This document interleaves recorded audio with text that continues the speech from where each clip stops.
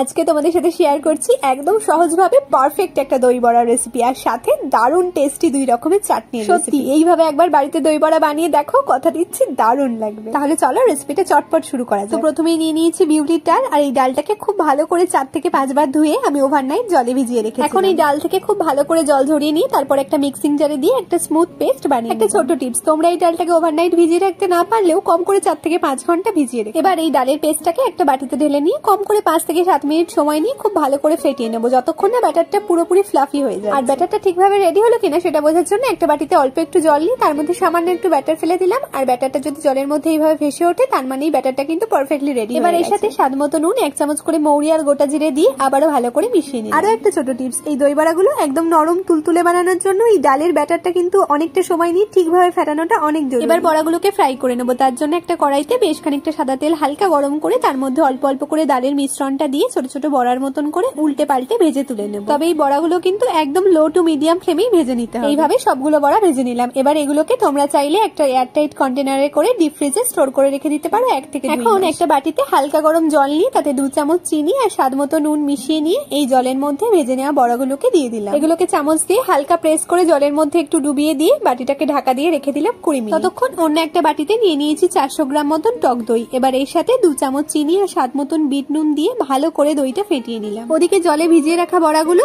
এবার জল থেকে এক এক করে তুলে একদম আলতো হাতে চেপে চেপে বড়াটা থেকে জলটা বের করে নিয়ে এগুলোকে এবার দিয়ে দিলাম ফেটিয়ে নেওয়া টক দইটার মধ্যে। এই বড়ার সাথে দইটা ভালো করে মিশিয়ে এগুলোকে ফ্রিজে রেখে দিলাম 1 ঘন্টার জন্য। এতে করে বড়াগুলো কিন্তু খুব সফট হয় আর বড়ার মধ্যে টক দইটাও খুব ভালোভাবে ঢুকে যায়। এবার দই বড়ার সাথে যে গ্রিন চাটনিটা দেয় সেটাই বানিয়ে নেবো। তার জন্য একটা মিক্সিং জারে কিছুটা ধনেপাতা দিয়ে দিলাম, দিচ্ছি কয়েকটা রসুনের কোয়া, একটু আদার টুকরো আর কয়েকটা কাঁচা লঙ্কা, লেবুর রস, 1 চামচের মতো চিনি, 1 চামচ টক দই, অল্প একটু চাট মশলা, স্বাদ মতো বিট। এবার অল্প একটু জল দিয়ে একটা স্মুথ পেস্ট বানিয়ে নিলে রেডি আমাদের গ্রিন চাটনি। এবার বানিয়ে নেবো তেঁতুলের চাটনি। তার জন্য একটা বাটিতে নিয়েছি 150 গ্রাম মতন পাকা তেঁতুল। এবার এতে দিয়ে দিলাম 1 কাপ মতন জল। এবার তেঁতুলটা ভালো করে জলের সাথে মিশিয়ে নিলাম। তারপর এর মধ্যে দিয়ে দিচ্ছি এক এক করে একটু কাশ্মীরি লঙ্কা গুঁড়ো, বিট নুন, একটু চাট মশলা, 1 চামচ চিনি আর একটু আখের গুড়। তবে তোমরা চাইলে আখের গুড়ের বদলে শুধু চিনি দিয়েও এটা বানিয়ে নিতে পারো। এবার এটাকে ভালো করে মিশিয়ে নিয়ে একটা প্যানে এই মিশ্রণটা দিয়ে লো ফ্লেমে এটাকে নেড়ে চেড়ে নেবো। এখন এই মিশ্রণটা একটু ঘন হয়ে এলেই এটাকে একটা বাটিতে ঢেলে নিলাম। ব্যাস রেডি হয়ে গেল আমাদের তেঁতুলের চাটনি। এবার ফাইনালি দই বড়াগুলোকে পরিবেশন করে নেবো। তার জন্য দই বড়াগুলোকে ফ্রিজ থেকে বের করে নিয়ে একটা প্লেটে প্রথমে এক এক করে দই বড়াগুলোকে দিয়ে তার উপর থেকে দইটাও খুব ভালো করে দিয়ে দিলাম। তারপর উপর থেকে দিয়ে দিচ্ছি বানিয়ে রাখা গ্রিন চাটনিটা,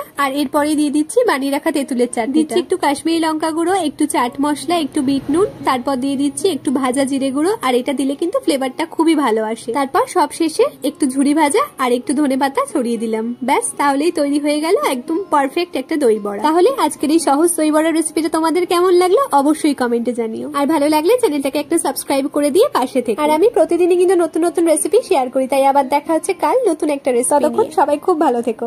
টাটা।